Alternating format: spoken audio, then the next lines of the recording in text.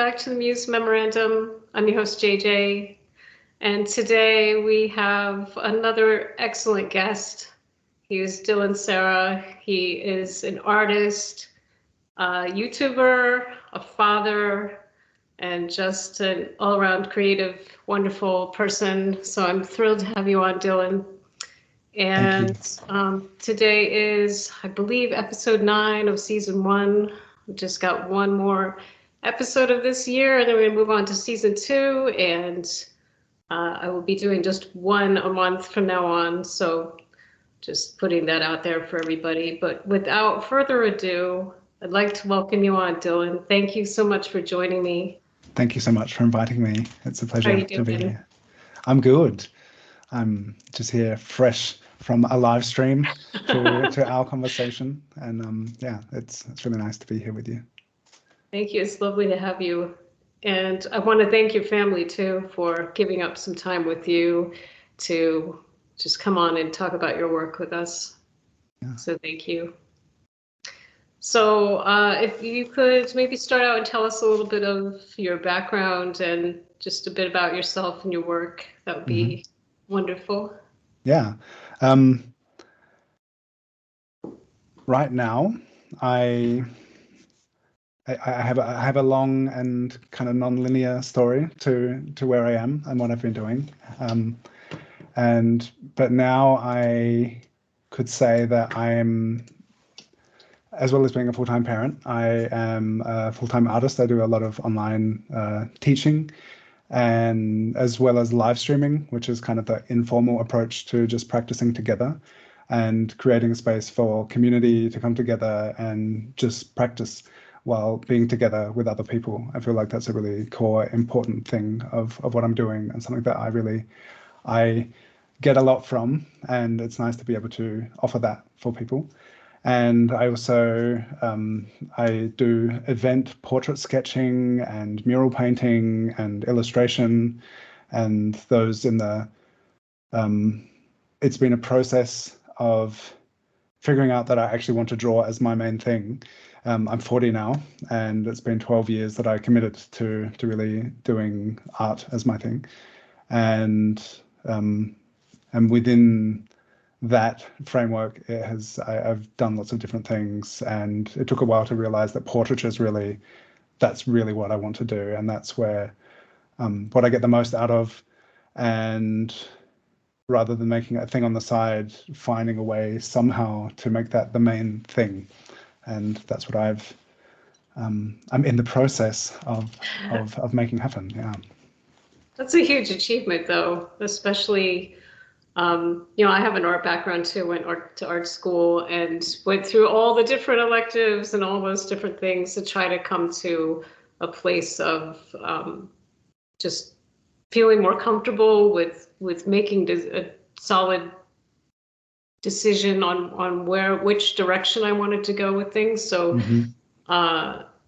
if you can finally come to that decision, it's a great thing as an artist, because I've seen so many different artists really just feel lost and given up on things, or just really set their passions aside for everyday living expenses and things like that. So Congratulations on honing it down and making it really happen for you. Thank you. And a big thank you to Kira, my wife and partner, she's also been a catalyst in some of the decision-making processes. And it hasn't always been easy for her as well. But I went from drifting and being kind of like, oh, I'm happy whatever I'm doing, or I just take things as they come. And even within realizing, okay, I want to draw, I want to do something creative, it was kind of like this blob of Nebulous. creativity. Yeah. It's like it could turn into anything. And then there would often be these key conversations where she was like, but what do you actually want to do? It's like, okay, so now you're doing this and you're on the path, but like, what's your thing? And so she was really able to keep bringing me back to that of like, make me even think about it, because I was just kind of drifting along and be like, oh, what is the coolest thing I can imagine doing? So yeah, she's definitely helped empower me to be able to follow that path and be clear with what I want to do. Yeah, it's really important to have that kind of support with the people you're closest with. Yeah. So, bravo. And so I wanted to ask maybe if you have like any formal training in the past, did you go to any art school or have any classes or anything like that? I studied architecture Wow. and yeah, and in high school, art was my favorite subject.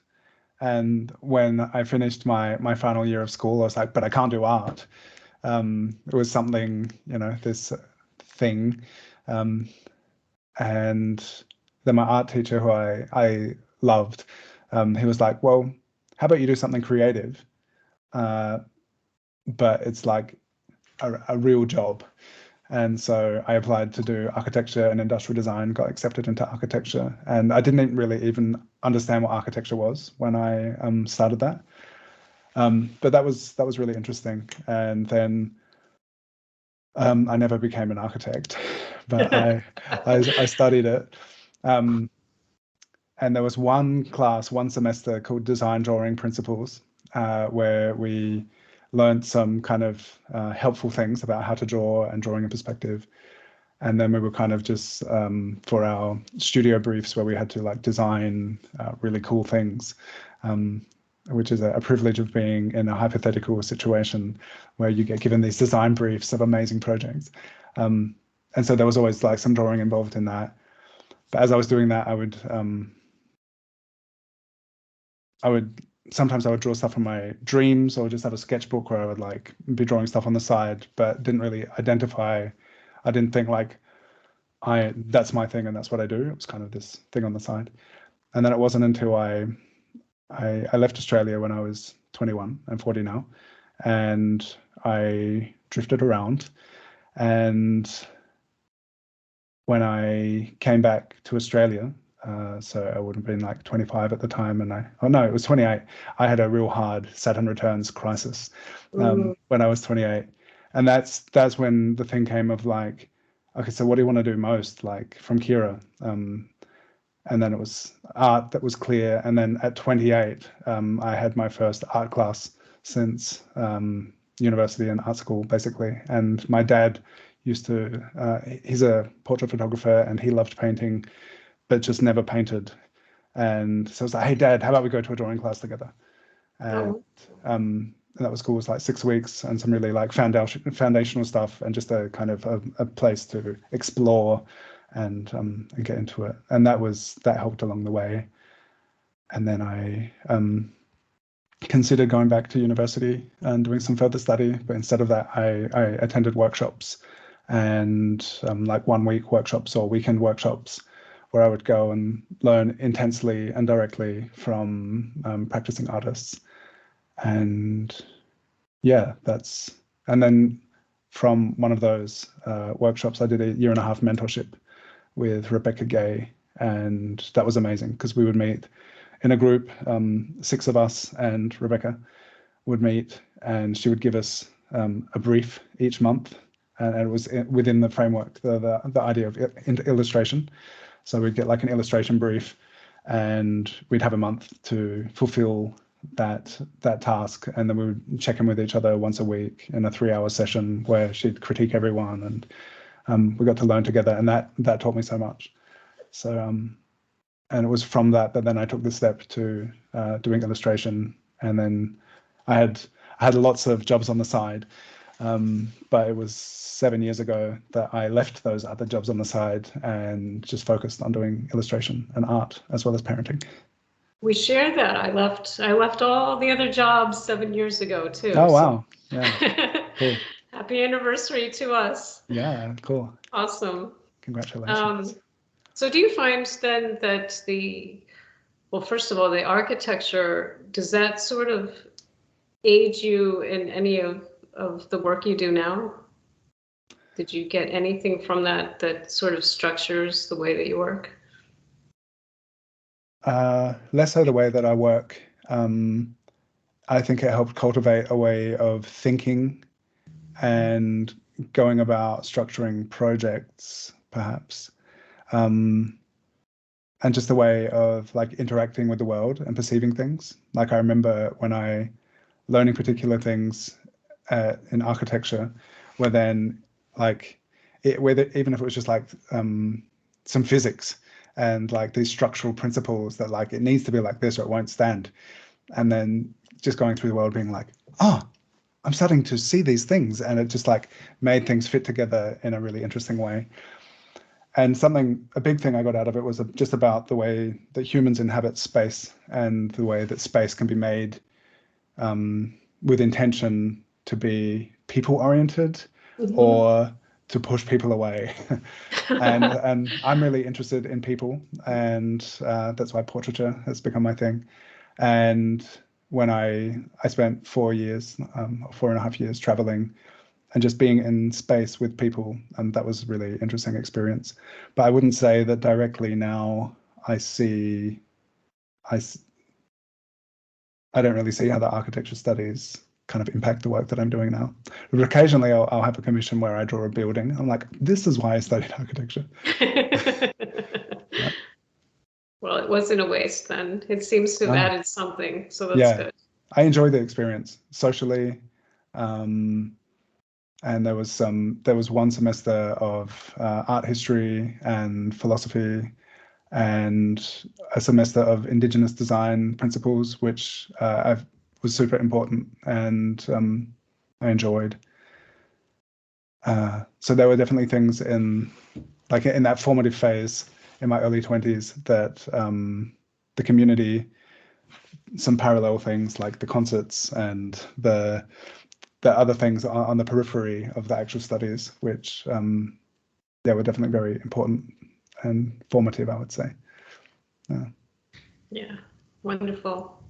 So I wanted to also ask, did you have any figure drawing classes at any time?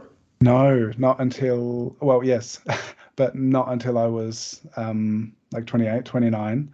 And I had,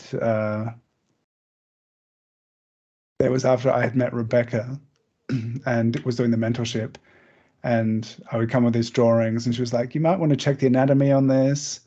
And then once she realized that I had not been to art school or done formal art classes, and she was like, you need to do some figure drawing. Like, if you've never actually looked at a body and drawn a body, that's going to help you so much. And so the first time I did a figure drawing class was at a workshop or the illustration masterclass, which she organized. And then I was talking to people there, and I was like, this doesn't exist where I live. And then one of them was like, well, just do it yourself. And I actually started hosting a figure drawing class in our living room. And from our circle of friends, I live in a university town. One of our friends would get undressed for the crowd, and everyone would bring food, and we would just hang out for an evening, drawing someone in the middle and have snacks. And that was really important, and it was also again like a wonderful social thing to do, but also just for the experience of looking at the body in a different way and learning how to represent that. So yeah, I have done figure drawing, but it was pretty late in the process.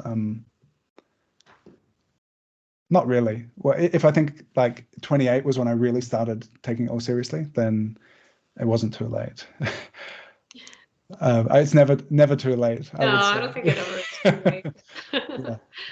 Yeah. Cool. Well, so what is your favorite medium or mediums to work in? I love ink. That has taught me so much. And there was a phase, and also thanks to Rebecca, who said, if you draw in ink, it will teach you to be decisive with your mark making.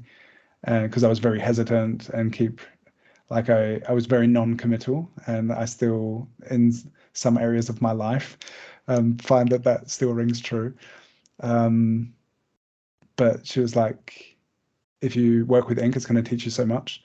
And so I started to do it, and that was very confrontational in the beginning, and so many ugly drawings. But just to like push through that, and that also led to I started making natural inks. There are some wonderful books about making your own pigments and inks. And most of the paintings in the background are done in natural inks that I made myself. And which you can see it in the beginning, it was like just black and white, like maybe this one up here. That was like the real that was like diving into the deep end of the pool. It's like you've got to work in black and white and figure out how shapes work together and how to commit to mark making.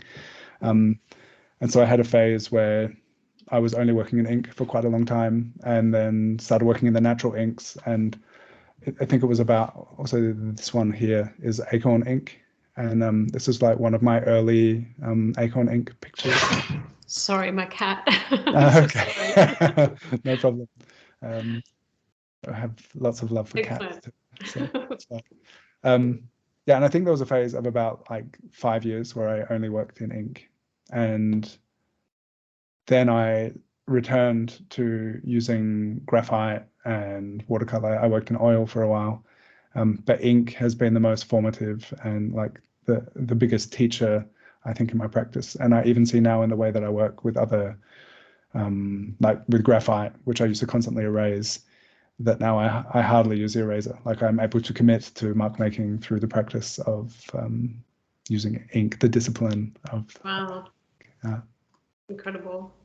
Have you done any subtractive drawing at all? Oh, not much, but it's lots of fun. Speaking of erasing. Yeah. I had several projects like that back in school, and they were always so daunting. But I suppose it's easier to fill back in if you erase too much. Yeah. There was something I did. Often there are these drawings that I'll do or something I do where I'm like, wow, that was so cool. And for some reason, even though I have this realization that it's something that's like a really interesting process and enjoyable, and I think maybe I'll do more of that I just don't really, even though I love it, it just kind of, it becomes, or perhaps I just haven't gone back to it yet. But I did this this drawing, which actually one of my kids had just filled a page with like scribbles and graphite and just smudged the whole page like with their hands, and it just became this gray page that had like some blue and purple like spirals and stuff in it. And I was like, wow, this would be really cool to do like a subtractive drawing into, with all the texture of what my kids had created. And then I did a portrait within this kind of wonderful creative chaos thing that my kids had made. And the kind of the combination between what they had done and then like pulling a face out of it, that was something that I really like, was really excited about at the time. I was like, oh, this is really cool. But I don't think I've done it since then. It's a perhaps something to return to, but it's good to experiment like that. Yeah, experimentation and doing stuff that you wouldn't normally do. Being able to be put into a context where you're able to do something which is like maybe just parallel to the path that you're normally on. You're like, oh, this is actually also really interesting too. It's very beneficial. Yeah, it can always lead to something else that you weren't even thinking you might do. So yeah. Now, what was the other thing I was going to ask you? Well, I guess what have been some of the biggest inspirations for you in your life and your work? It can be like a person or music or anything. That's big. It's a stonka. Wow. Interesting. Right now, I'm just thinking there was a book called Tantra Illuminated by Christopher Wallace, Harish, and it's incredible. And it's this really wonderful, thick book. And a lot of his work, he's a Sanskrit scholar practitioner, and he's been translating 1,000-year-old Kashmir Shiva text and kind of expanding upon these verses that were written 1,000 years ago. And when I this was a time before I made the full step to only doing art. I was doing youth work at the time, and read this book. And there were a lot of things in that. Basically, it's about cultivating a non-dual awareness of your experience with life and the divine in every moment. And that was something when I focus on portraiture, and I started a project when I really fixed on portraiture, and it was about the time that I was reading this book, and the idea that every face, I was doing portraits of yoga teachers at the time, and my project was called Facets of Yoga, with the T in brackets because it's faces, but facets, that each one of these faces is one of the facets of the divine, basically. And there have been certain things throughout my development, and my traveling, and just getting acquainted, getting to know lots of people, where I feel like the underlying unity of all things, and the human experience, but not just human, the experience of being alive and existing, whether that be a stone or an animal, that all these things have that kind of coming through them, and we can choose to interact with that. I don't know if we choose to see it, but we can kind of cultivate that awareness. And so that was when I read and listened to that book, there were like so many things that just kind of like filled in puzzle pieces of different things that I had kind of experienced. And that was, so that must have been about 8 years ago. So I would say that's like a pervasive thing, because it just kind of affects everything. Yeah, exactly. And just I don't know, just speaking from today's experience, I was listening to System of a Down with my son, and that also, it was like from the university time when like just kind of leaving the nest, and I'd started listening to music which was introducing me to new ideas, which from my family context I wouldn't have encountered otherwise.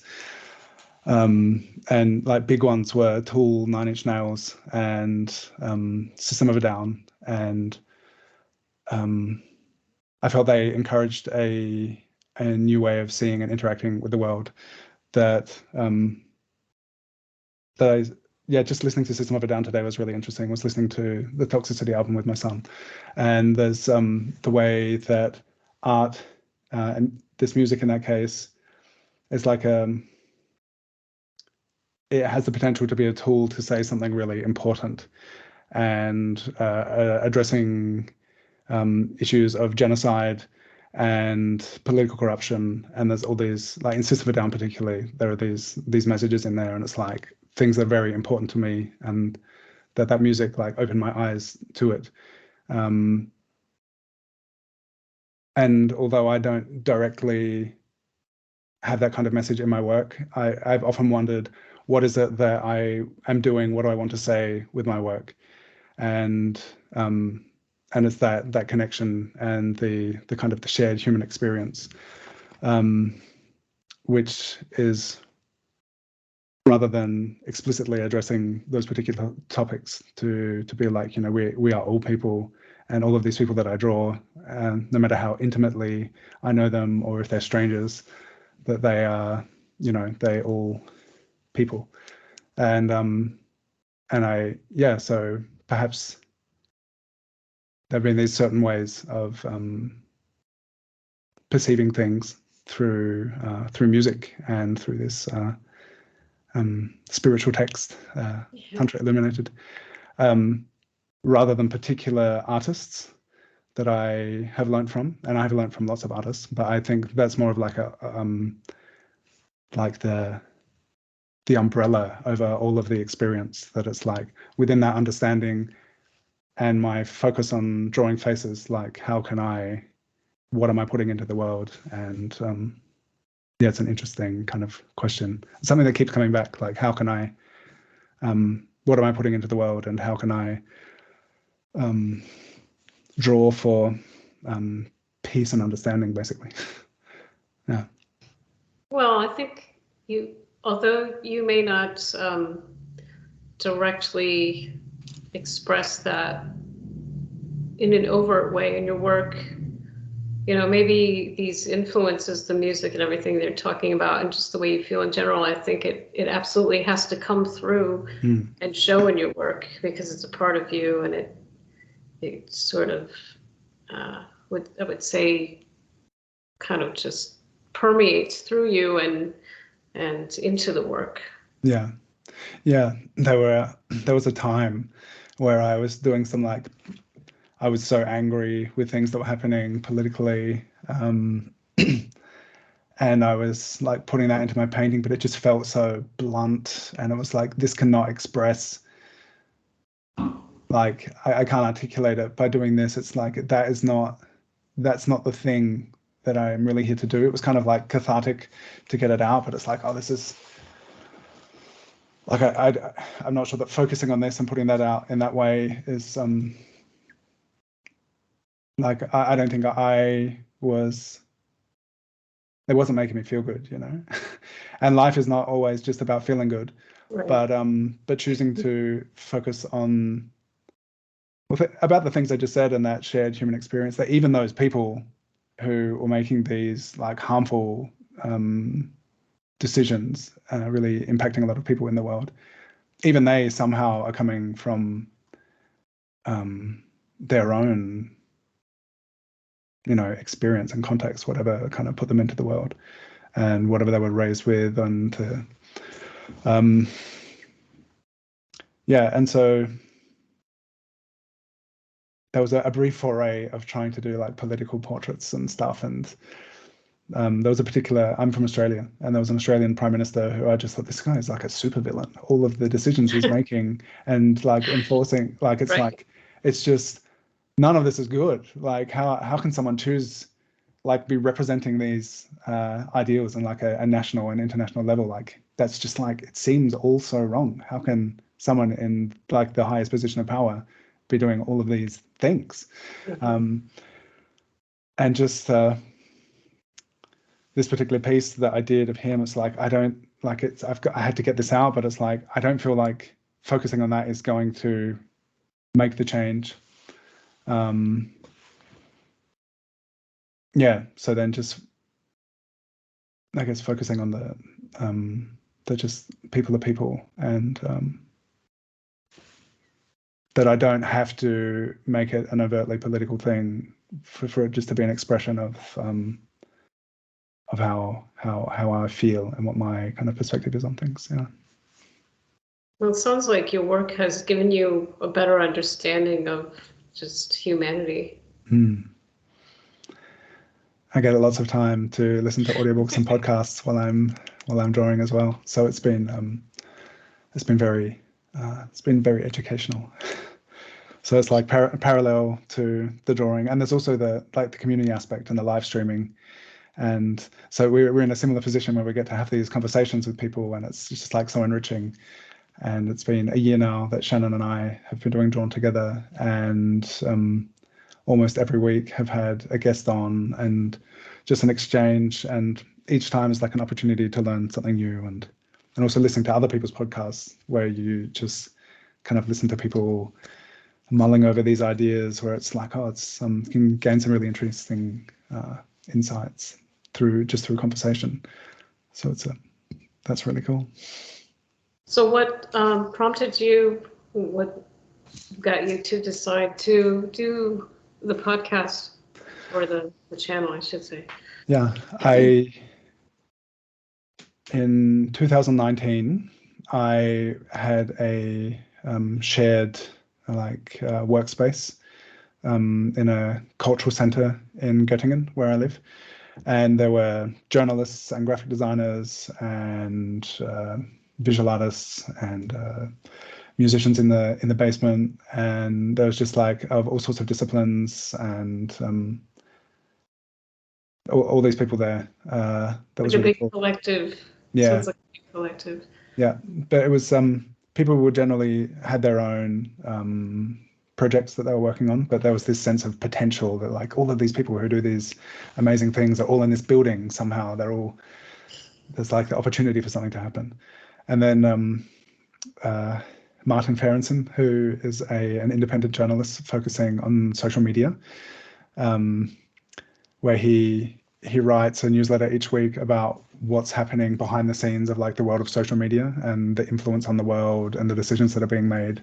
So it's not about how it's not like the frontal presentation of like how do I get likes on Instagram, but it's really like the deep kind of systemic and social impact that social media is having.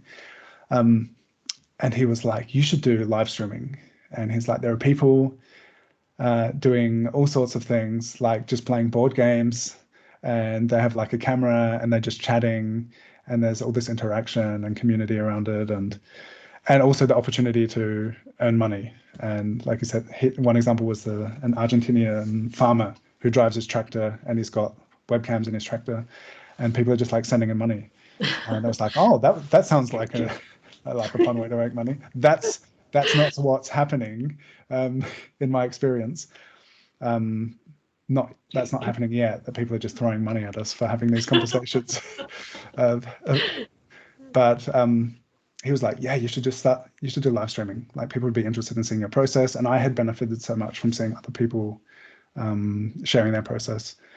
And so we did a few test runs of like, how could the setup be, what format to use, what platform. And that was 2019. And then in 2020, when everything was shut down, and it's like, oh, this is the time to start doing live streams. And I was kind of already primed to do it. And I offered my first online class with the Sketchy Art School, which was about portraiture and natural ink making. And for about half a year, I did weekly live streams for the Sketchy Art School, and then stopped.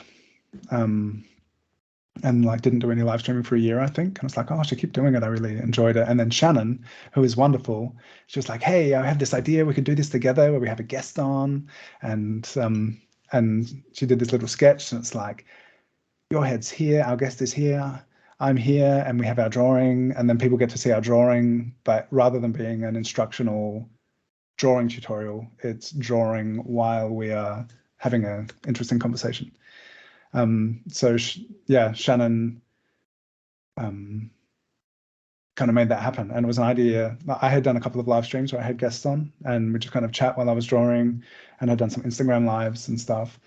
But there's always so many ideas and so much potential and all these things that could be. And it was really great having Shannon to be like, let's do that. And it's like, then there was that, accountability to someone else as well. And Right. From that first suggestion to our first episode took a year. Wow. And then after that, we just have been doing it nearly every week. So well, it seems to be very successful. I think you're both doing a wonderful job, and I think it's very encouraging for other artists to have that kind of support, as even if it's just the two of you on there, just aside from the guest.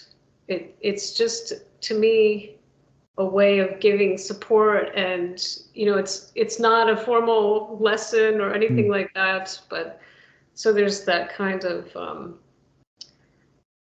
I think it provides that kind of comfort for somebody who might not feel comfortable in a class setting, or feel, it seems like there's less pressure that way to create, and that kind of feedback that you get from other artists about your work, and the encouragement of, oh no, man, it looks great, keep going, So I think it's a wonderful thing that you're doing for a community that probably you don't even know how many people are actually out there paying attention.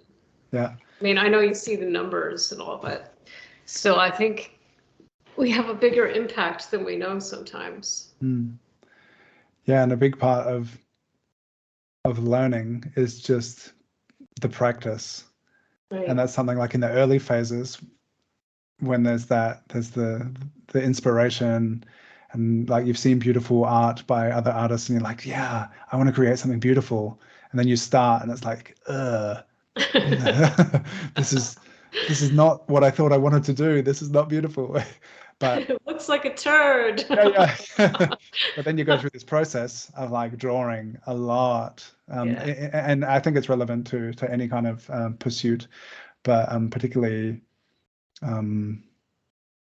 particularly relevant to portraiture is like you draw a lot of faces, and then with each one it becomes more like a face, Right. and more recognizable, and then I saw there are so many amazing people who are doing tutorial videos, and I make tutorial videos as well, monthly tutorial videos.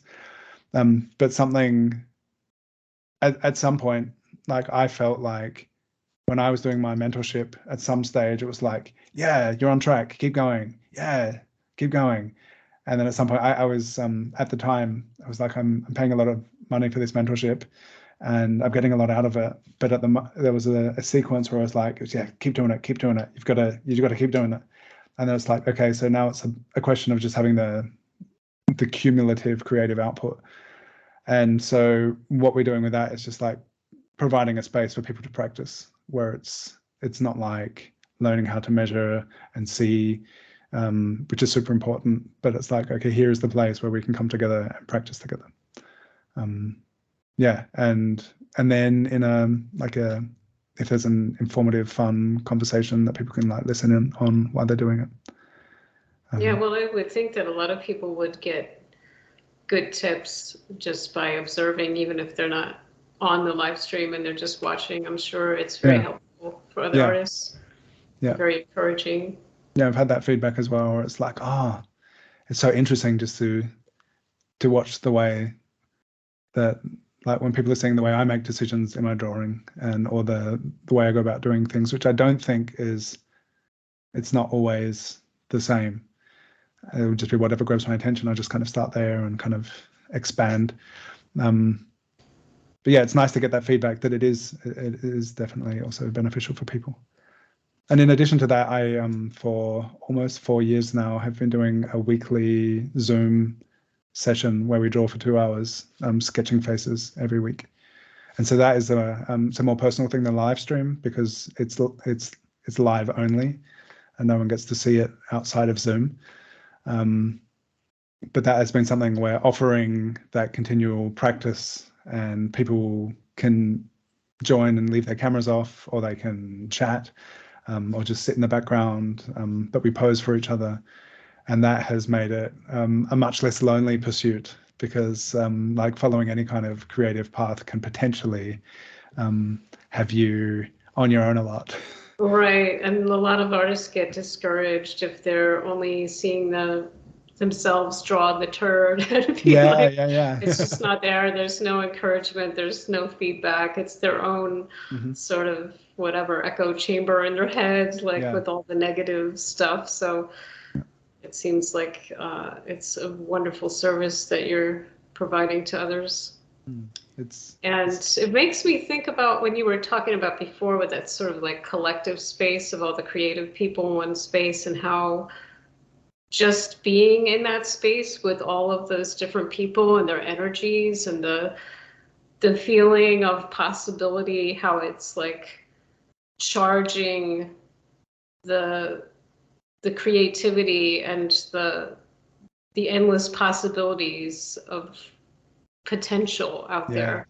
Yeah. So it seems like you're carrying a bit of that into what you're doing now, and just giving a space for everybody to feel that sort of connective energy and charging the creativity. I love it. Cool. Thank you. Yeah, come draw with us sometime. I will. I absolutely will. Yeah, that'd be awesome. I did pop on the other day. I'm not sure if you saw, but I only had like 10 minutes. I was like, I gotta watch this. Yeah. It was wonderful. Yeah, that's the thing as well. Like with Tuesdays, we draw. I don't think I've been as disciplined with anything as this every Tuesday. I even I hosted from hospital a couple of weeks ago. Yes, that's right. And but whatever state I'm in, like I can be like, oh, I feel like I'm getting it cold or I'm super tired. But once like it's on and we start drawing, it's like, whoa, okay, I'm here. And it's kind of whatever else is going on that I just personally, and I think this is also for the other people who come, it's Yeah. like when we're there, we're just so present and focused, we have fun, and it doesn't like there've been all sorts of things happening personally and in a greater scale, um, like internationally. So much has happened in the past 4 years, and Yeah. just to have that space where it's like, okay, and now we're going to draw each other for 2 hours. But then, yeah, some people will just pop in, and it's like you can come for 10 minutes and do 2 sketches, and that's also totally cool. Like whatever, that's the thing. Like in Zoom, it's like everyone's welcome, wherever you're at, uh, however much time you have, whatever you feel like doing. Like it's just a space to come together and practice, and that's I think has for me and for other people has been really cool. Yeah, I imagine it'd be very fulfilling. Yeah, and it's nice. Also seeing we just had Barbara on the live stream, which was just before this, Ah, that's a and wonderful drawing. thank you. And she joined us 2 years ago, and I looked through her sketches from when she first started sketching with us on Tuesdays, and almost every week she's been there. Um, and to see her development is also really cool to see. Like, oh wow, yeah, it's just it's on a personal level, it's really like it's helped me so much in my craft of being able to do drawings of people. But then to see, oh, there's, it's, and that was the intention as well. It's like offering that for other people as well. And then to see that that is also happening. It's nice to be able to see and make all these friends, Yeah, people to share incredible. together with. Love it. So, can you tell us a little bit about the ink that you make? Yeah, yeah, that was oh, there's so much. It added um so I before I realized I want to do all this drawing, I had a phase where I was hitchhiking around Europe building flutes from elder branches, and I made a walnut stain to turn the wood. I have an unfinished flute right here. So this is like an elder branch, and it's quite a light wood. And then I made this walnut stain to darken it to just it has such a nice like rich character. Oh, and here, look on my phone. This is a piece of walnut wood. Oh, So, beautiful. I yeah, love so, walnut. yeah. So you can take like the elder, which is a very light wood, and you can kind of make it look like this with a walnut stain. And so that's something that I had been working with. And then when I was getting into painting and drawing, I had a friend who had done textile dyeing with natural colors. And I was like, oh, what could I use to paint with? Which is like, oh, you could use walnut. And I'm like, oh, I already have a jar of walnut stain. And I made some of my first natural ink portraits with this walnut color, which I'd already had from a previous life of being a flute builder. And then the book, The Organic Artist, was suggested to me, which is incredible. Nick Netto made this book, which covers paint making, ink making, paper making, brush and pen making. Like it's basically everything you could need to make things. It has so much in there, and that expanded my horizons a bit and taught me some recipes, and it added a really beautiful layer to the creative process of like foraging and getting away from the desk Yeah, the and actually, nature. yeah, it's I do too little of it now, I think, but to get outside, because I had a phase where it was just like all the time, constantly, and I was with my kids and they were young, and it was like we had to spend, well, it's beneficial to spend a lot of time outside anyway, not just for kids but for adults. Right, um, yes. but to be in nature and then to find things and be like, oh, I wonder what color this will make, or oh, this is a different plant, I wonder if it's going to be something similar or different. And it was this really explorative process and so much fun with the kids to like just take a little paper bag and fill it with dandelion flowers, or collecting acorns together, and then take it home, cook it up, and then have an abundance.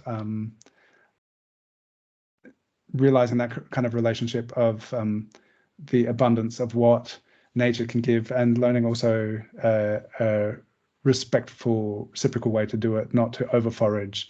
Like there are so many things, which is wonderful lessons within it, that that these flowers are also food for animals, and you don't want to have a negative impact upon the ecosystem. Food. Yeah. And then at some point I realized, these certain flowers, once they've finished, once they've been pollinated, then they drop their petals. So it's like, I don't need to go picking all these flowers that are still food for the insects. And it's like, once it's completed, it's like cycle, and it drops them, then they're like free for the taking, basically, because then they just return to the ground. And so this whole kind of process of understanding my place within the world and nature, and these cycles of growth, fertility, and decay, and have all of that be part of these images that are behind me, where people like look at it and it's like, it's a face.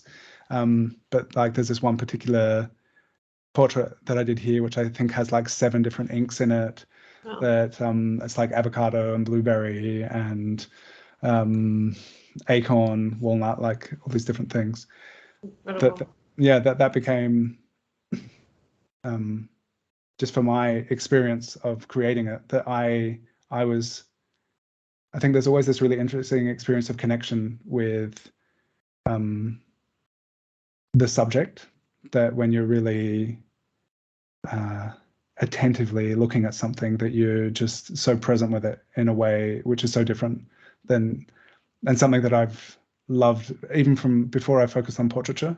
I had these moments of drawing, like whether it was a frog or some rocks that were part of a ruin, to be like, this is the first time I'm really aware of what a frog looks like. Like I've seen frogs before, but now that I'm drawing it, I'm like, oh wow, you just that experience of connection and understanding something just by exploring it visually, and then making some marks on paper that maybe look like it, maybe they don't.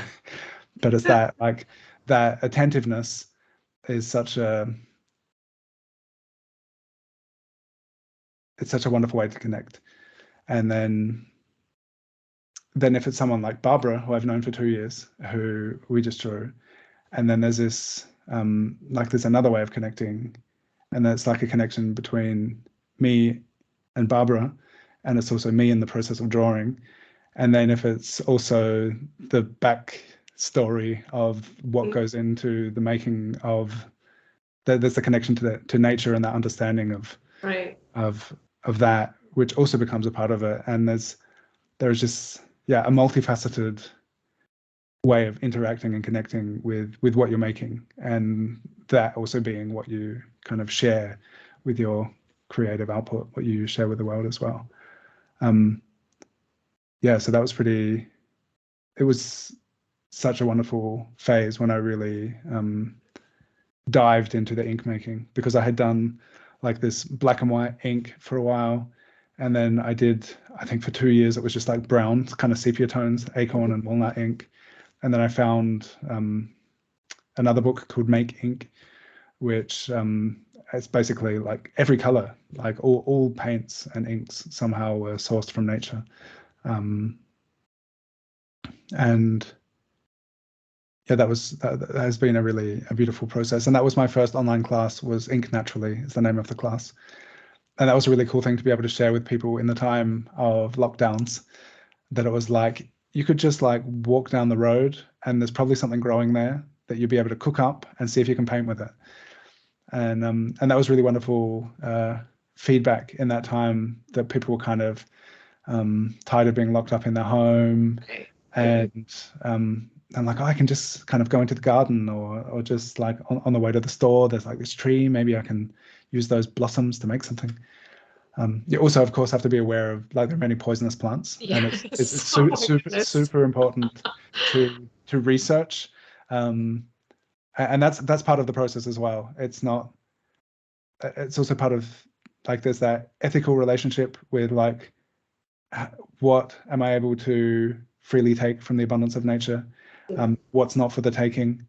And so it's really important to educate yourself about what is this.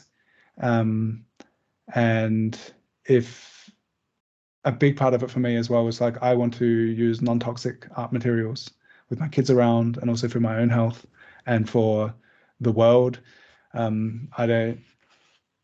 wanted to move away from these aluminium tubes filled with potentially harmful pigments and solvents and stuff. Yes.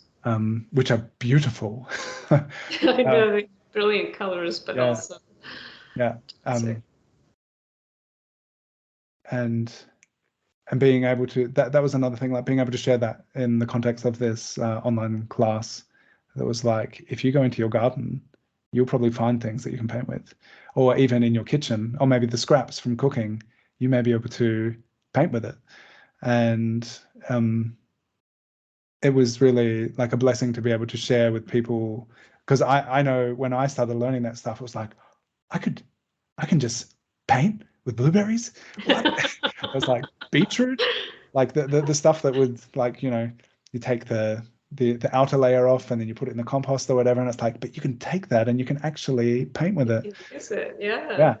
And that there's been like a recurring theme of things where I've noticed in my practice that certain things have been liberating to my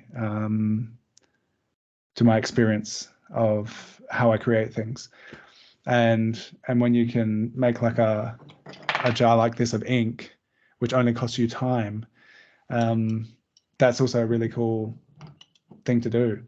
Like, because I remember when I started buying my art supplies, like it's like, wow, this is all so expensive. Yes. It's like you can spend so much money on it. But now I have the ability to create pigment, or to forage pigment and use it in abundance. And that was a really different shift, like to just be able to do all of these paintings without thinking. I had this phase where it's like my expensive paints, my expensive paper, and now I can't paint anything because I'm afraid it's going to look terrible. And I will have wasted the paper and the paint, and I would feel really bad and have an existential crisis. And but then to be able to be like, it doesn't matter because I didn't, apart from my time and the energy I put into making it, which is also valuable, of course, but but there's so much of it, that was very liberating for me to just be like, now I can just like paint as much as I want. Yeah, that was really cool. So it's a wonderful example for other artists, especially since a lot of us have had struggles with finances and things like that. Yeah, it's a great example of being able to just recycle and repurpose and just use the resources that are totally available to you and you don't even realize. So yeah, and that's the thing, like we can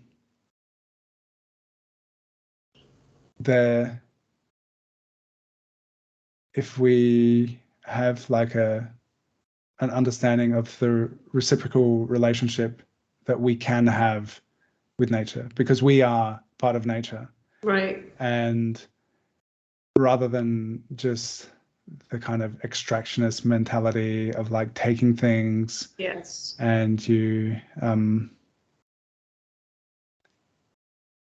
and whatever it is that you're doing, and everyone's doing the best with the tools they have available to them at the moment, and whatever the job is, you have to work to pay the bills and stuff, and maybe you can't afford to buy paint, but then you start to if you can take that shift and be like, oh, but I don't have to buy paint because I can just make it with my food scraps, or I can make it from that plant, and then realize what resources are available to you, which don't have to be part of that cycle of extraction and consumerism.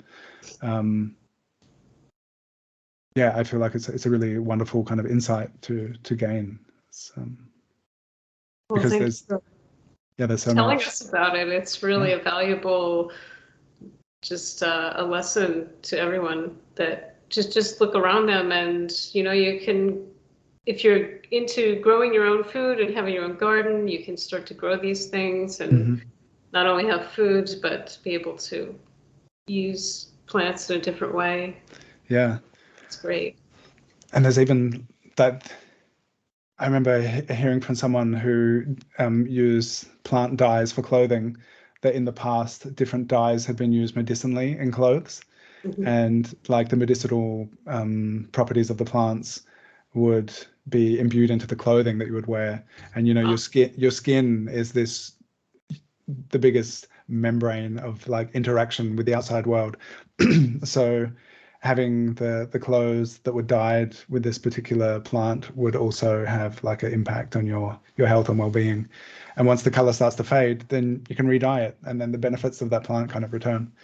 And that was like such a cool thing to learn as well. That's like that, rather than just being aesthetically pleasing, that there's like there are so many layers of potential like interaction with these materials that we are surrounded by. Yeah. It's incredible. So now I want to bring us to the opposite spectrum. Are you ready? I am ready. I exist in both worlds. So I always ask my guests about how they feel about AI, and you know, if you could tell us what your thoughts are on it, and if it's a valuable tool or is it the enemy? Do you feel like this is a multifaceted question? I'm sorry. It's okay. Do you feel like that we will remain viable as artists in the face of AI? Answer to any one of those prongs of the question. Yes to everything. I have been asked this question before, and for me and my own experience of making art, like AI can't do this drawing for me. It can't establish the connection with the person that I'm drawing. And all of what I said earlier about the feeling of connection is there, whether AI can do things that look much more blingy and shiny than I can do in a matter of moments. When I started seeing the AI work being created, it was really interesting to see, and there's a lot of like really dreamlike kind of stuff. I also, in the same time that I was at university, or my final year of high school, The Matrix came out, and that was also hugely informative for me. And the idea of there's kind of like already from then from stories kind of primed for this idea that like this is a thing that could happen, and all these things like just 20 years down the track, it's like all of these things are happening. And so that I have that as a backstory, like when I'm thinking about AI and stuff and the machines. But yeah, in my personal experience, it's like whatever's happening in the world of AI is not affecting this drawing that I just did of Barbara and that relationship. And part of the community aspect, like that all really feels to me untouched by the world of AI. I think people that are doing concept art and art for games on phones, and I think there are a lot of commercial art spaces which it has a huge impact on, but it also has a huge impact beyond the art world. Like it's a big thing. And before the AI art thing was a big deal, it was like, oh, like self-driving trucks, you know. It's like, oh, all of these truckers, you know, you don't need to pay people to do work. And there've been these things going on for a long time. And it's not just, it's also like doctors. Doctors are people who have invested so much of their time into learning all this stuff in a very specific niche. But they also have to work super long shifts. And when they just only have a few minutes with a patient to see something that's like, and there's a world of opportunities and possibilities of what a thing can be. That there are data systems which could diagnose things potentially more accurately and more quickly than a doctor.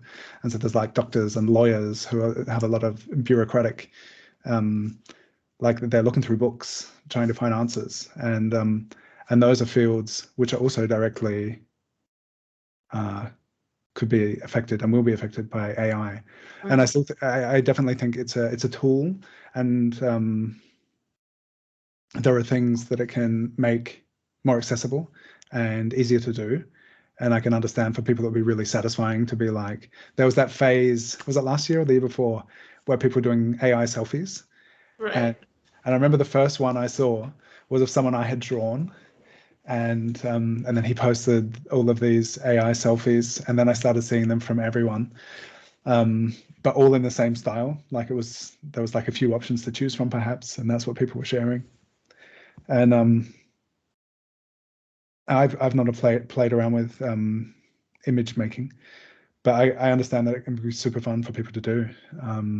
And if there's some kind of rewarding personal experience, then I don't think there's any reason to think that it shouldn't be done.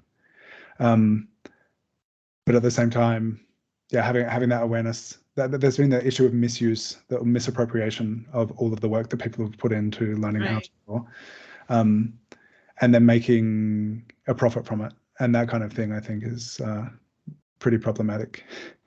I don't know. Did that cover all of the bases of the multifaceted question? Yes, thank you.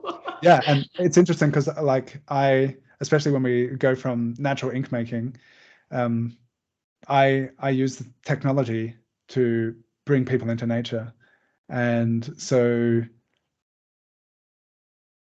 I had a phase of being like really removed from pop culture and technology, and I didn't have a phone, and I was just traveling around making flutes from branches that I gathered in the forest. And I had this wonderful magical chapter of my life where I was really far removed from all of this stuff, but I also grew out of technology. And then I had this kind of like I remember getting my first Nintendo, the gray box with Mario. I think it must have been like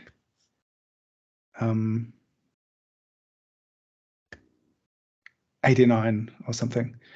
And so I kind of grew up with games, and then when the internet became a thing, spent a lot of time on chat forums, and so it was kind of like at home in a digital space. But then when I went out and experienced the world, and had gained that insight into like how we are nature. So I think there's a danger that you can be in all this kind of technological stuff and not realize we are all part of this planet that we live on. Right. And people can get into a mindset of being removed from it, being apart from it, and not realizing that the decisions they make on a daily basis have an impact on the whole system. And I think it's really important to have that kind of eye-opening experience of being like, oh, I am an animal.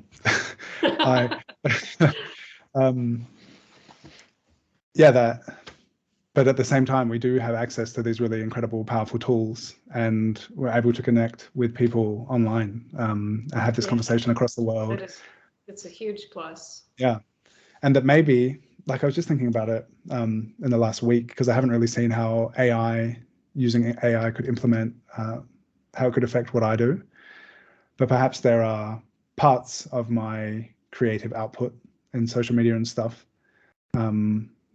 I don't quite see how it could work yet, but maybe there are things that could that I could use, and it wouldn't be in the image making, but perhaps it would be part of the way my creative output is shared. Maybe there are things that could still happen that could be of use to me. And I think if we have a kind of respect, a certain understanding of how to use it in a non-harmful way. Yeah. Yeah. I think that remains to be the big challenge, I guess. Mm. But thank you for your input on that. Yeah, Appreciate pleasure. it. It'll be really interesting collectively what you say. You ask that every time, like all the different. I do, yeah. The different perspectives. Get a lot of great answers. Maybe really maybe I'll make a whole compilation of just the answers about that question. Yeah, I that would be like that really. idea. I really like what Shannon had to say I do as well. too. It's really nice. And Yes. yeah, it's really interesting. Also, We'll see where we are for like in a year from now. Yeah. How things have changed, because I'm sure they're going to change drastically in a lot of ways with the AI, the way it moves forward. Yeah. And the tech in general. Yeah. Yeah, and it's been really interesting. I have not used ChatGPT, but I have heard things about how it's like politically biased. And Yes. and so people are like, it knows everything. This is amazing. And it's like, and it's feeding things just in the way it articulates its answers, which are like, it's like kind of in that direction. And it's like, if you ask that question, that's not appropriate, and you shouldn't be asking that to. Right. Yeah, I've seen some of those really interesting interactions between people and the chat, and it kind of like chastising people and just you shouldn't be asking really this question. rude. Yeah, and and that's interesting. I think it's important to be able to have faith in your own experience and the validity of what you experience, and not outsourcing things. And that's the thing, like, I think also in like religion, that people can outsource their decision making to the authority, and also that makes life easier, and you can find comfort in that. But I've seen people also then, like, not trusting their own intuition, and like, this is my experience of the world and I've learned these things, but this is, ChatGPT knows everything. So what do I know? I'm just a person. Right. It's like, whoa, but you have like this tapestry of interwoven experiences that you can draw upon that help inform your decisions. And it's being able to hold space for both of those things, the potential of the tool and also knowing yourself, I guess. Bravo. Thank you. I love that. Wonderful insight. So I guess one last question I like to ask is, do you have any advice to people that are maybe just starting out in art or changing their creative direction? Go for it. Don't be afraid to make ugly drawings. There's a certain point where, just accepting that process, and that it becomes a thing of cumulative experience, and each step that you make, and each drawing that you make, or each thing that you craft, whatever field it is in, each thing that you bake, that each time you do it, every step like informs the next, and it will lead you to places you didn't expect.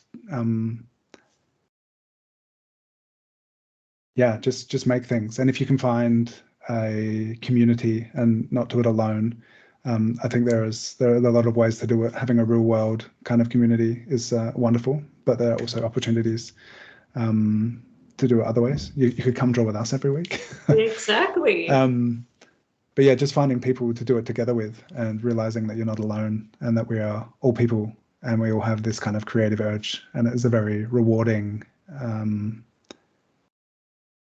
endeavor, and go for it. Thank you. Thank you. Very helpful, I think. So I appreciate you taking time in the early evening to join me here, and I would like to get all the links from you so we can share them when I do the blog post and the show episode when I put it out. So just we'll get all that connected and make sure that everyone has the information so they can come and join you on Drawn Together and all of your other wonderful creative outlets. Yeah, feel free to get in touch. It's all about connection. That's also a thing for people that are the advice, whether it's starting out or changing direction, is just to yeah, to communicate what you're doing. And it's like part of the experience is doing it on your own, but also just sharing and realizing that there's always other people going through the same thing at the same time, and maybe someone who's a little bit ahead, or maybe someone who's where you were last week, that you're able to be like, this is, if you look at the nose, like there may be maybe concrete things that you can share, but also just to realize that we all going through that. So feel free to get in touch. It's all about connection and community. And thank you for this opportunity to connect with you, JJ. It's wonderful. Thank you. It's been a total. I've done most of the talking. I would like to hear a lot from you as well. But that's how it is. Next time. Yeah. I'd love to chat with you about your jewelry and what brought you to where you are now. And yeah, thank you. Thank you for creating this space. I'm honored to have you on. All right, good sir. I hope you have a wonderful evening, and we will see you next time, everyone. Yeah. Take care. Bye. Bye-bye.